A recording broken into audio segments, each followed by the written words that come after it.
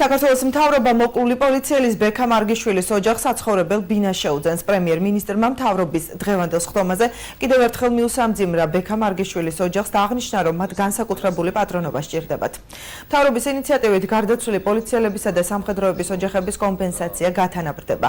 ირაკლი ღარიბაშვილის ინფორმაციით შესაბამისი კანონპროექტი უკვე მზად არის და ის პარლამენტს განსახილველად უახლოეს მომავალში წარედგინება. ღარიბაშვილმა ხაზგასმით აღნიშნა, რომ სამხედროების ოჯახებისთვის ერთჯერადად 100,000 ლარიანი კომპენსაციის დაწესება ყოფილი პრემიერ-მინისტრის ბიძინა ივანიშვილის ინიციატივა იყო. როგორც ჩანს, ნაციონალური მოძრაობის წევრებს ინფორმაცია მიუვიდათ პარლამენტში შეიტყვეს, რომ კანონპროექტი ჩვენ მზად გვაქვს ამის თაობაზე, რომ მოხდეს გათანაბრება პოლიციელები, რომლებიც დაიღუპნენ ომში ან სამსახურო მოვალეობის შესრულების დროს კრიმინალთა ბრძოლაში, რომ გავუთანაბროთ დაღუპულ სამხედროებს.